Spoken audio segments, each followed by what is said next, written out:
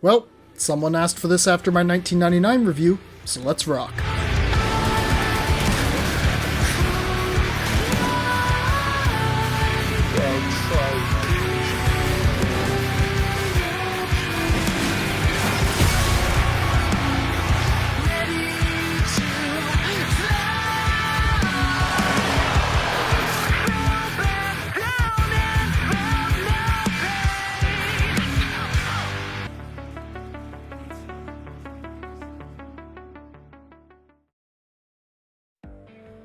Techrot Encore is Warframe's second 1999 patch, following up directly on this newly established world and characters with a great chunk of new features and activities. Initially, I thought there was going to be a new questline, considering that the trailers featured full-on cutscenes, but sadly there was not. Nonetheless, this was still a really great patch, so I figured I'd do a quick review of it, with Isleweaver being right around the corner. First big deal with this update: the new Protoframes. We got 4 new characters added to the Hex with this update. Velimir and Minerva, a bickering divorced couple searching for their daughter Nessie Rusalka, the leader of the Skuldra troops. Kaya, a young woman obsessed with time travel for reasons that become clear later on. And of course, our David Bowie lookalike with Flare and their magical, talking, definitely not infested guitar Lizzie. I think all the characters added worked really well in fleshing out the right angles of 99's world, not really contributing too much to the main plot, but rather going outwards and seeing things from other lenses. Surprisingly, I think I ended up liking Kaya the best and picked up her Protoframe skin, especially since the Nova rework was fun to play with and really useful on the new mission type, which we will get to. Although there were Kim messages again, there were a few big differences this time around. First big one: no romance plots. I know some people were upset, but I think once you've gone through each Kim story to its fullest, you kinda see why. I didn't mind personally. I wasn't gonna swap from Eleanor anyways. I love getting some of that tongue every 4 weeks. I'm a fucking disaster. I'm gonna go into full spoilers for each Kim story here, so skip ahead to the next section if you don't want to know. The second major reason I noticed was that these Kims are a lot harder to navigate, or so it feels at least. There's only 3 of them, but they seem so much more difficult to resolve peacefully.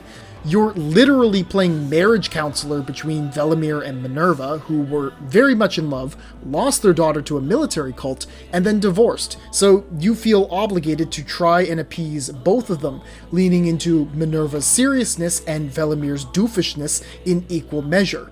But once you yell at them to both settle down, they actually talk to each other for once, and soon they're back to acting like horny teenagers. And then for Flare and Lizzie, well, you've got 2 people occupying one body and alternating control of the text messages. Flare feels scared towards their infested guitar and guilt towards losing their band. And then on the other side, we actually get to converse directly with the infested and try to understand its mindset, which ultimately leads to how we find peace between Lizzie and Flare, once the former understands that its idea of union is obliteration to us humans, and the latter learns that Lizzie was just trying to comfort its creator. I thought it was a really beautiful culmination of that conversation, but getting to that point also felt really hard. I didn't want to just say, yeah, let Lizzie eat you, nor did I want to piss off the space demon that could probably force its way into Flare's mind. Balancing act. With Kaya, I was very surprised about the direction her plot went, with the reveal of, spoiler alert, her nudes being leaked on what would have been the early internet. As absolutely horrific as that is, and makes a fair justification for her wanting to escape 1999, I do find it very interesting to see issues arise from the very early information age as a character beat. It's a neat angle to go. And trying to get her to open up is tough because at first, she just wants immediate answers and quick texts, so the conversations don't go very far. But with time, you get to learn more about each other, and once she learns about Duviri, she's able to finally escape 1999. And she actually does. It's so cool that you can go to a relay and find her waiting there for you, instead of just having this happen off screen. Granted, her plan is probably what led to Nessie and the Wall escaping to Deviri, but we're going to deal with that in due time. The last note I'll make is that I love how the characters start treating you differently, slowly, in the lounge as you progress through the KIMs. Minerva and Velimir are the most interesting, of course, with Minerva keeping her back to Velimir at first, but later on she has to turn away from him to talk to you when you approach. Also, Lizzie's vocal effects fucking rock. Good KIMs, great characters. Hello, stranger. So, with the big thing I cared about out of the way, let's talk about the new playable content. First up, the new mission type in Warframe. I say new like this hasn't been out for months now, but new! Stage Defense is a 1999 exclusive mission type. It's just like Lua Defense, where you fend off waves of enemies from attacking Flare and Lizzie. After the first set, the map collapses and the defense zone changes. I wish there were more layers to drop to, but only having the 2 floors is fine, I suppose. At the very least, they changed defense duration from 5 waves to 3, and it is such a time save. Also works as a great Acolyte farm on Steel Path, so there's that. Overall, I like the arena. I think it's pretty fun. The dialogue between Flare and Victor is great, and of course, there's the biggest appeal of the entire mission, the music. I may as well touch on it now. 1999 has one of the greatest, most impressive soundtracks for a game update I've encountered. It's such a wild deviation from what has been made so far, which has all been great too, let's not get that confused. But this shift to such a strong 90s rock/grunge/pop collection has been exceptional, and the few new songs added with Techrot Encore absolutely live up to expectations. I've come to love this soundtrack so much I had to pick up the vinyl. And also the 1999 comic. Good stuff. The main reason to run Stage Defense is to obtain Temple, the new guitar-playing, flame-wielding Warframe. I haven't played a lot of Temple, but I enjoyed what I did play. They've got a metronome for casting abilities, so if you cast them on rhythm, they are stronger. Lots of fire, and giving us an Exalted Flamethrower for an ultimate ability is pretty sick. Overall, fun kit, feels decently strong, no idea how good they are in high-end content, but I enjoy pulling them out here and there. One critique I have, though, is about the visual design. As much as I enjoy Flare, this really feels like the most painstakingly obvious case of the Protoframe was thought of first, and then we reverse engineered the Warframe. On base Temple, scrolling over Lizzie in the arsenal still refers to Flare, even though we're supposedly playing as an imitation of Flare from what I understand. I don't know. I get that Flare probably came first, and the Temple blueprint arose from their abilities, so I don't mind the idea that the guitar-wielding Warframe carried on into the future. But there's also the fact that the Protoframe skin is just really weak. It's David Bowie's head stuck onto Temple's body. There's not a lot of difference, and it's kind of upsetting. On the opposite hand, I really like Kaya's skin. I think it's the perfect middle ground between human and Warframe. I like how her arms have alternatively different parts that have been Warframeified. Like one arm is from the elbow down and the other is her shoulder to her elbow. The jeans being bell-bottom-like to emulate Nova's bottom-heavy legs. I like the thought that went into this one. Minerva and Velimir both look great too. Whoever decided to make Velimir the biggest cigar-smoking himbo on Earth needs a raise. And Minerva... curvy. But don't tell Eleanor I said that. Probably the other biggest part of the entire update, and something that was delayed from the 1999 release so it could be finished, is the new Infested Lich system. Now, I had to do a bit of farming with Sisters of Parvos to get a specific ephemera that I wanted, and let me say, you can definitely find a rhythm to that system, but holy shit, can it be tedious. This new Coda Lich shit? A+.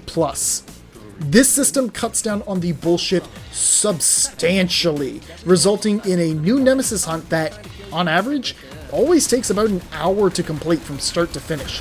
You just get a mixtape from a Techrot kill in a 1999 mission, plug it into the Snake Game computer, and bam, you've got a Lich immediately. the reward pool is bigger, and I found myself getting access to a wider array of stuff this time.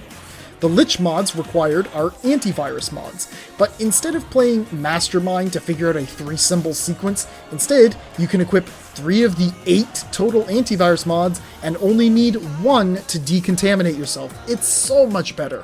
And I think it was a very smart move to always have a bounty active in 99 that guarantees an antivirus drop at the end. Plus, you combine the right antivirus with online mods that greatly increase decontamination, and you only need roughly 4 or 5 encounters with a Coda Lich duet to get into a final confrontation. And that showdown, I'm gonna say it, best boss fight in the game. No, I'm not even kidding. It does get a little repetitive when you have to do it 4 times in a row with a full squad, but the actual fight itself is so fun. You've got Party of Your Lifetime blasting through your ears as you try to dodge all the little stage decorations and lights, which have now become attacks, and then you gotta fight off the full squad your Lich is singing with. It's so cool! And speaking of the Liches, very funny names coming out of these ones, and their personalities are fantastic. Love them all. And then, if that still wasn't enough, instead of being forced to get a specific weapon each time, instead you get a currency that you can spend at my beloved shop to buy whatever Coda weapon you want that is in rotation. And she also sells an item that allows you to pick your Coda weapon's valence element type now. Just such a good overhaul to the system in general. My 2 favorite weapons that I've been playing with are the Coda Motivore, very cool evolutionary weapon that changes passives depending on which of the basic 3 damage types you lean into most, and the dual Coda Torzika, which is now my new favorite secondary in the game. They actually kill shit, feel really good to use, and I mean, they're freaking nail guns or power drills or something that got infested. They're sick as hell. Let's see, what else was added of note? They added Temporal Archimedia. I'm gonna be real, I don't enjoy Archimedia missions. They give a lot of rewards, but they're just not that fun to play. They reordered the planets too, so that new players can progress through the system much quicker now and can get into the real meat of Warframe sooner. An excellent change.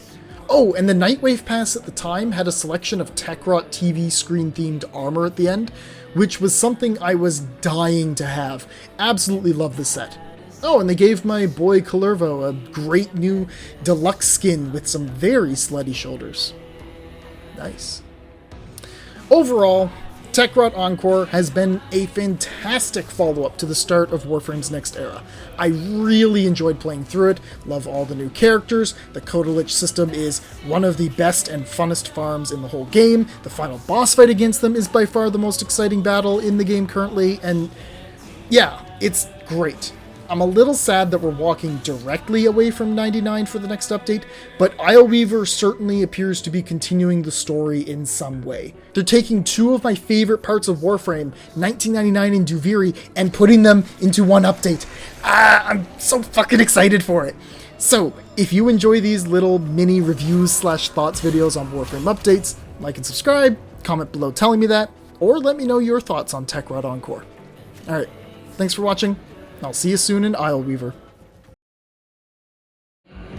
When she finally gets up, that bar stool's gonna have a truly epic butt print. Shh.